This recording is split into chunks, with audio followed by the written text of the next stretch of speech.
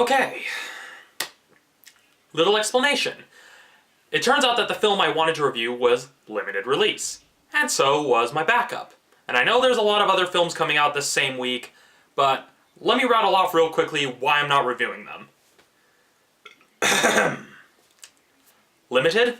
Limited. Everybody's already seen it.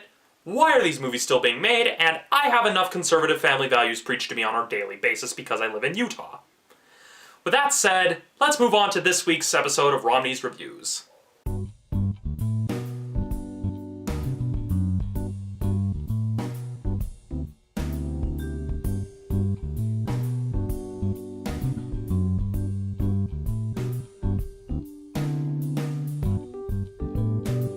So yeah, this week I'm actually reviewing a web series. This isn't going to be a regular occurrence, so no thinking that I'm going to be reviewing web series that often. This is essentially a last-ditch effort to find something to review for this week. Where do we begin? Well, if you've been using YouTube and are still somehow trapped under that rock you've been living under, prepare to get your own little crash course on YouTube history. Crash Course and SciShow are the two educational initiatives being pursued by John and Hank Green, better known to the internet as the Vlogbrothers or as Brotherhood 2.0. And their main channel, the Vlogbrothers channel, has over 250 million subscribers, so yeah, they're kinda big. And many of their videos can range from deeply philosophical, zany nerdiness, or sometimes edutainmental, if that's a word.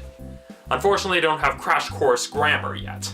And so in response to a lot of people wanting them to be a little more educational, kind of saying, oh, I wish you guys were my teachers in high school, they decided to take advantage of their resources and, well, create a web series meant to be educational. Now, there are two segments taught on Crash Course, World History and Biology. For the purpose of this review, I'm going to focus mostly on World History because that's a series I follow more closely.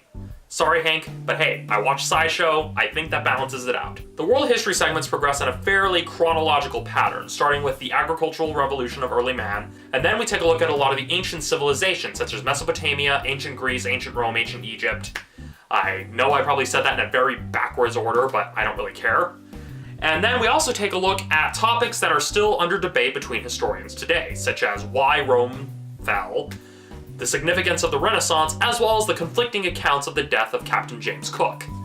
Now, the way this is delivered, it blends both fact and comedy. Most of it is delivered via a continuous summary performed by John Green, as well as being spliced in with animations done by Thought Bubble, which some of you may remember for the animated representation of the John Green Vlogbrothers video talking about healthcare reform. Like I've mentioned before, these videos have a nice balance between fact and comedy. There's a lot of recurring gags such as the phrase of the week, the open letter, John constantly arguing with his younger self, and also, wait for it, the Mongols.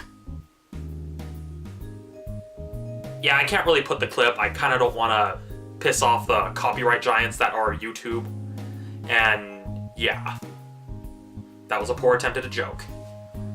So, my biggest impressions from the series, it manages to take what would be a fairly simple show on any public broadcast network, manages to infuse it with self-referential humor, a lot of different sight gags, a lot of subtle gags, and it just basically takes what would be your typical cut and dry educational lecture show, especially if you're a college student doing distance learning, and it actually makes it fun. Not only does it teach you about different facets of world history, it also gives you a lot of topics to actually think about and actually opens a bit of a gives you some topics for discussions in the YouTube comments, which have a team of historians on standby to answer questions if they're able. And that's one thing I really like because unlike a lot of the other history classes that they just look at stuff and just give you the bare bones, almost biased point of view of history, this one actually analyzes a lot of different multiple perspectives.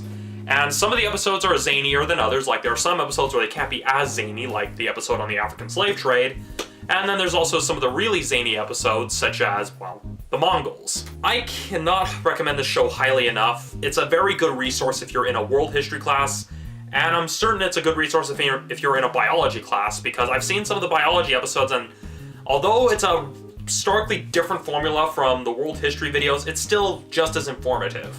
It just uses a different animation team is all. So yeah, since I'm reviewing a web series this week, I'm not going to use any normal ratings. Instead, I'm just going to kind of go the Roger Ebert route and just give it a thumbs up.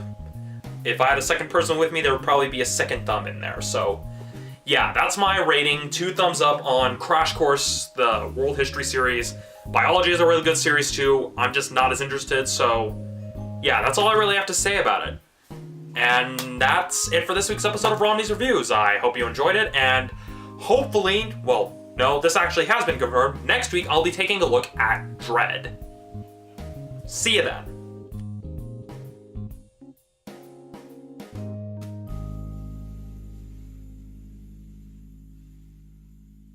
Yeah, if you're wondering about the little guys behind me, well, I mean, it's pretty obvious what they are. I mean, they're Power Rangers. I've admitted, I'm a fan. Don't judge me.